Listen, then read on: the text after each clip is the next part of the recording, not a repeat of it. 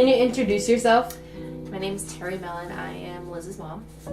And can you explain my heart problem? It is called POTS, Postural Orthostatic Tachycardia Syndrome. And can you explain what it is? Not really, but it's something to do with her heart rate and changing in posture.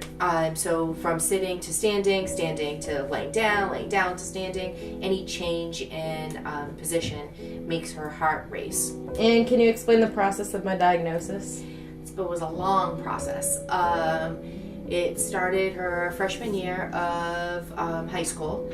She had a headache that would not go away, and we spent 3 years going, and they couldn't figure it out. They kept on saying that it was stress-induced, and that's why she had her headache, that it was a migraine, but it never went away. So we kept on going, and at one point the doctor kept on telling her that she needed to go and see a psychologist because it was basically all in her head.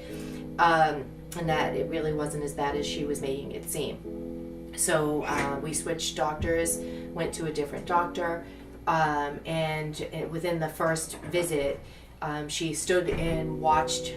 Liz stood up, and all of a sudden her legs got really red and purple, and the changing in her body and coloring, the doctor kind of decided that she was going to run a couple of more tests, and one of the ones that they did was a tilt test. So they kept checking her heart rate and blood pressure while she was standing and sitting, and to check to see if there was any difference, and there was. So then we got switched to a cardiologist. Tests that they performed? We did a sinus scan, a EKG, stress test, heart monitor, the ultrasounds, the tilt test, which I already said, and an MRI and a CAT scan. And can you explain how many different tests that we tried and the medications? God, no. We have tried countless medications. I think there were 10 different ones that were all different dosages, and we'd have to start slow, work our way up to the maximum dosage, and then when that didn't work, have to pare down and then switch to a different drug, but none of them really worked. So can you explain the guidelines of me doing cheer and having the heart problem?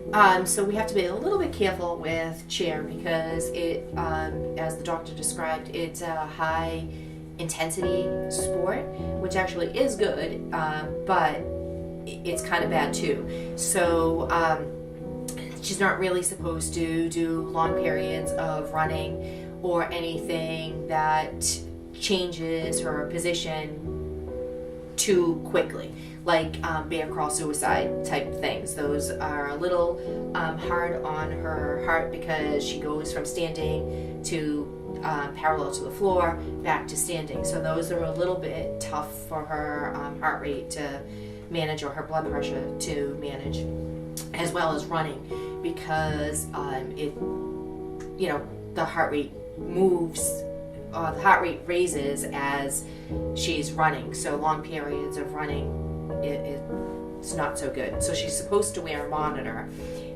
so that when her heart rate gets past a certain point and it sounds an alarm, then she should slow herself down and kind of stop and rest. And her salt tablet. So she can also take a salt tablet to kind of lower the blood pressure a little bit and reduce the heart rate a little bit. And can you describe how you felt after my diagnosis?